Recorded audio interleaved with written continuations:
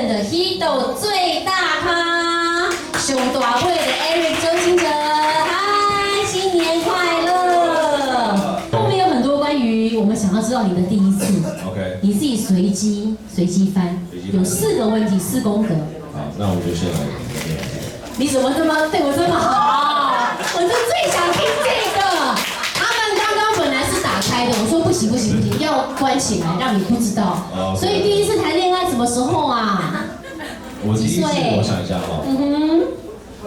我第一次认真谈恋爱差不多12岁。哇，好认真哦。12、13。哇，好认真哦，好早熟哦。当时好像是9年级。9年级。然后。对方是一个在美国长大的华人这样，然后同年级，很幸福的时候，真的哦，对，同年级两小无猜，对，然后因为我们常常一起会什么图书馆，我们要写作业，所以我们都坐面对面这样，然后应该说什么第一次牵手啊，第一次那种很甜蜜的感觉，都是跟他。让我在写歌的时候，你知道特别有灵感。你跟他第一次牵手，第一次做了很多。不为人知的事情。我们晚上，然后晚上可能图书馆写完功课，还会这样牵手送他回他的宿舍，因为第一次的 kiss。对，我刚才讲很粗，你真的是知无不言哎。讲很多对吗？没有，这很甜蜜，因为第一次 kiss 就是他要准备要回家，我爸妈来接他，然后我就很快就这样。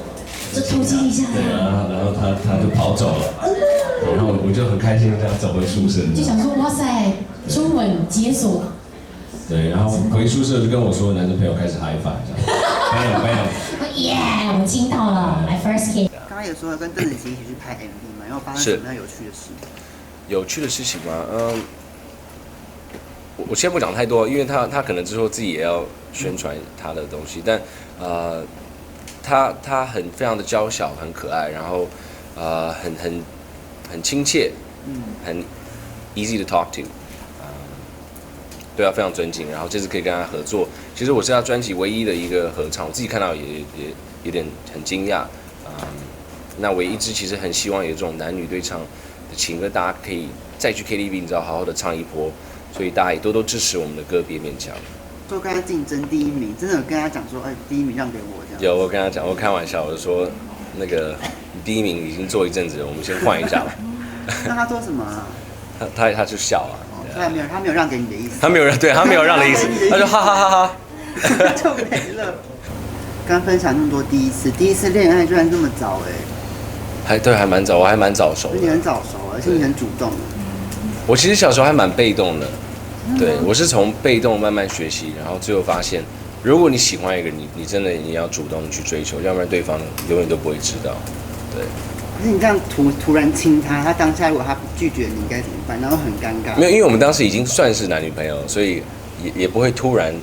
对，我们其实就有点在等说谁先要感情先。然后我们至少站了5分钟吧，然后最后他还问我说怎么了吗？他感觉我们好像分手了。我说没有，然后最后就亲他一下这样。他亲在当下会不会小鹿乱撞啊？都要飞起来。我记得真的就非常的甜蜜，非常的开心就第一次恋爱的感觉，对啊。就后面再亲几次，是不是就没有当时那种感觉？不会啊，当然还是很甜蜜啊。